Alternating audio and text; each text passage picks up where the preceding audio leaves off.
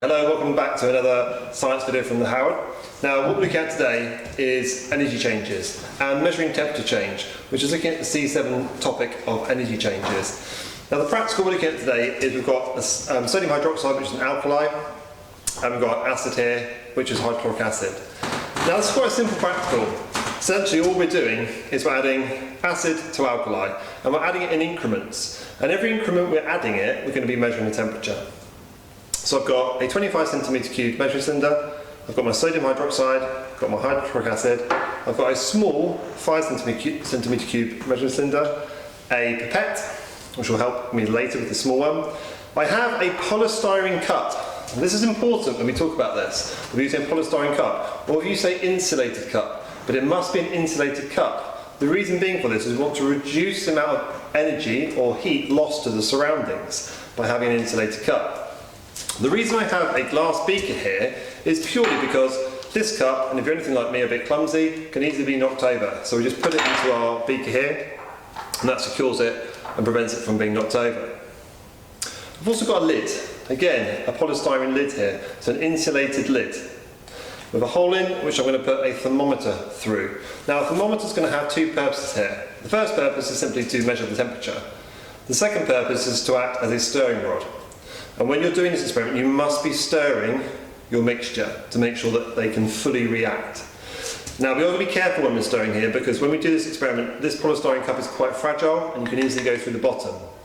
It's not necessarily a point to put in your method, but it's a point to note if you're actually doing the practical itself. So I'll put those over to one side for the moment. All I'm going to do to start with, I'm going to measure out a quantity of sodium hydroxide. Now the quantity I'm going to measure out is 25 centimetres cubed.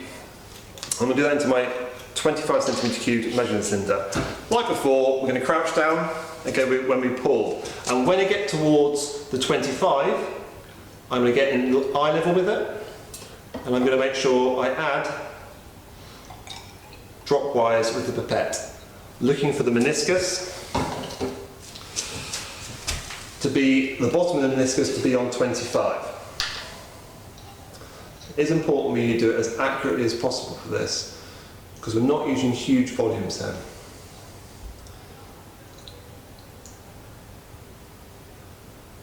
Okay.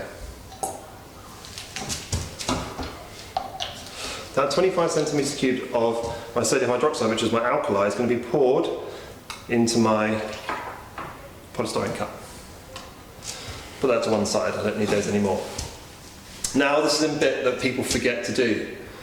I've added my set volume of sodium hydroxide.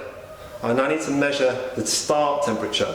So I'm simply going to put in my thermometer.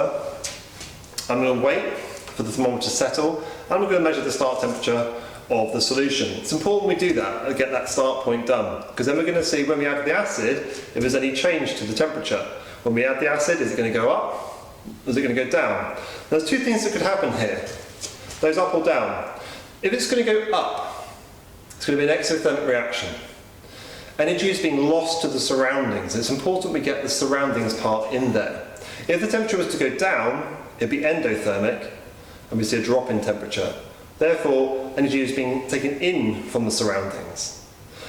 Now with this one here, acid and alkali, I'm going to expect the temperature to go up.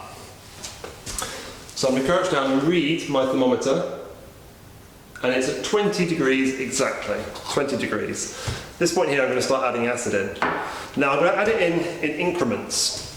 Now I don't want to add in 10, that's going to be too much. Doing 1 centimetre cube is going to be too small. So I'm going to do 5 centimetre cubes of the hydrochloric acid at each time.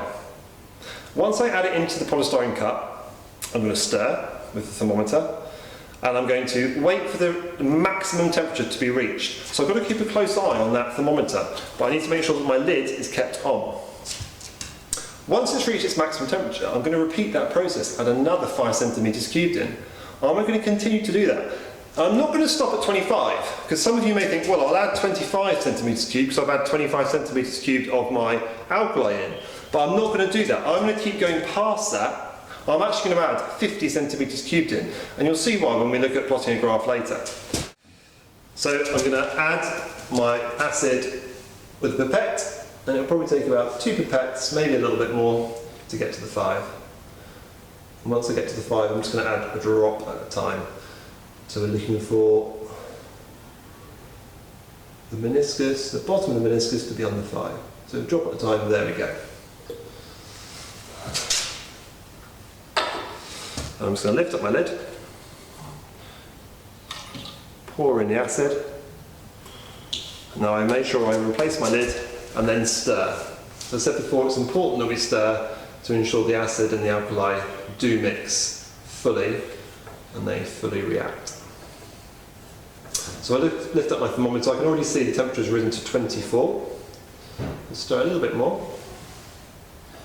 I'm looking for a maximum temperature. So I'll look at it regularly and then give it a little stir. It won't take that long. It's probably going to take about 30 seconds to a minute to reach its maximum temperature. Once it stops rising, then you know you've reached that maximum temperature and we can look at adding in another 5 centimetres. Okay, so that's levelled out at 24 degrees. It hasn't risen for the last 30 seconds. So I'm going to add another 5. It is important that you don't spend too long between this. And if you're working with a partner, ideally, they would have already measured out the next 5 centimetres cubed, so that it can be added immediately once you've reached your maximum temperature. This is where we start to see some source of error here, because I'm measuring this out individually, and all the while, this could be losing energy and cooling. Same again, lift up the lid, pour in, and then we stir. And I'm going to have a quick look. Straight away, the temperature's gone up, so we're up to 27. I'll continue to stir. Now the process, I'm not going to show you all the increments added in here. All I would do now is continue that process, and whilst that's going, I'll record all the increments I put in the different temperatures. I'll go all the way to 50 centimetres cubed. The reason I go all the way to 50 centimetres cubed is because we want to reach a point where it starts to cool. So when the acid and the alkali have reacted fully with each other, what we're going to see there is neutralisation has happened. Acid plus alkali is going to form water and a salt. And when all the acid and all the alkali have reacted, no matter if you add any more hydrochloric acid, nothing's going to happen. You're just adding more liquid that's at room temperature. So eventually the temperature is going to go up, and then it's actually going to start to drop down again. And that's what we should see when we plot a graph. This is now in excess. This is now in excess. So we talked about that in another video with looking at making salts. This is now in excess because I've added more acid than there is alkali. The alkali's all reacted. So once I reach that point, the temperature should level off and start to drop down again. And we should see a nice graph of a peak and a fall. And when it comes to plotting the graph, which I will show you in this video, you're going to do something a bit different which you haven't done in previous videos. You'll plot 2 straight lines. You're going to have one going up, and you're going to have one going down. Because you're looking for a theoretical maximum temperature. The chances of me actually recording the maximum temperature of this whole practical, as to how high it gets to, are quite slim. Because there's going to be, like I said, delays in me adding the acid to the mixture, and also going to be heat loss from me lifting up the lid, and also I'm using a thermometer. It'd be far more accurate to use a data logger here, so I didn't have to keep on looking at this. It could be digital, I didn't have to keep on lifting up the lid as much. It would help with the heat loss.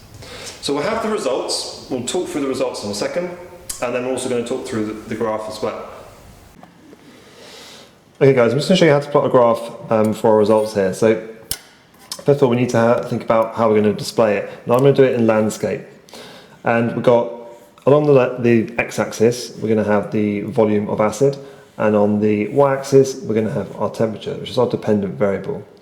So in terms of our x-axis, we were going up in 5. So I'm going to start at 0 and go 5, 10, 15, 20, 25, 30, 35, 40, 45, 50. And then on my y-axis, now I'm not going to start the temperature at 0. So I want to have this graph as fully extended as possible so I can see my results. It will help me when I'm drawing a line of best fit. So I'm actually going to start this one here. I want to start 18 because my start temperature is 18. I'm going to start at, there's 20, sorry, so I'm going to start at 18. So I'm going to start 18 and then go 20, 22, 24, 26, 28, 30, 32, 34, 36. And all I'm going to do here is then label them up.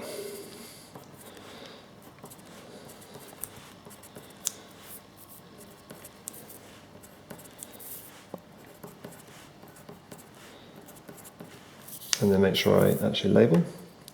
So volume of acid in centimetres cubed, and then up here we're going to start 18, 20, 22 and so on.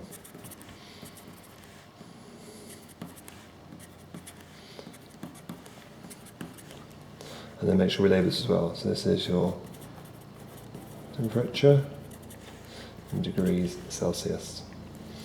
And I'm actually going to plot my results. So my initial temperature was 20 degrees. I'm just going to plot my results here. 24.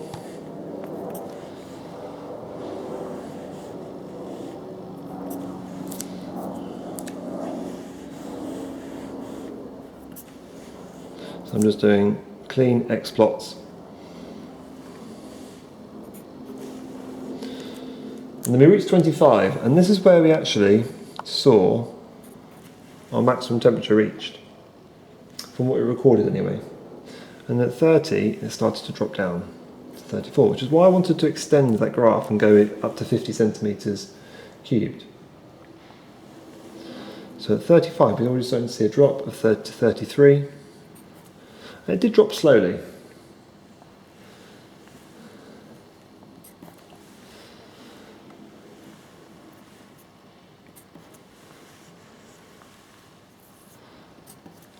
So we can see there we've basically got a peak. It looks like a little mountain. And from looking at this, it looks like our maximum temperature was at 35. But what we need to do here, and what I alluded to on the demonstration we're doing with the practical, is we need to draw two lines of best fit. One going up the peak and one going down the peak. So I'm just going to do that now.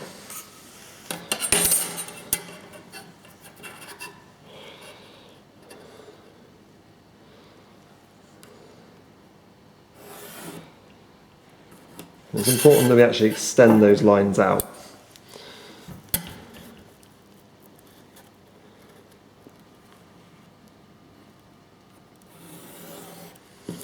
Like so. Now what we're looking at here, where these intersect, this is our theoretical maximum temperature. And we see actually it wasn't that far off. So our theoretical maximum temperature up here happened just after 25 centimetres cubed, which is what we would expect because the acids were the same concentration, and we added 25 centimetres cubed of sodium hydroxide, and the acid was the same concentration, and we added 25 centimetres cubed. That should neutralise it. So what we're seeing here is just after that, and then our temperature is just slightly above 35, so we're looking at 35 here, 35.2. So our theoretical maximum temperature is here. So our theoretical maximum temperature, and that was equal to 35.2 degrees centigrade. So that's how we just plot the graph there. So it's quite a unique plot for this particular RPA. You won't see this anywhere else within the chemistry. I'm going to draw two lines of best fit there. The only thing I have to do with this graph now is just make sure I've labelled it. So I'm just going to literally write that this is temperature change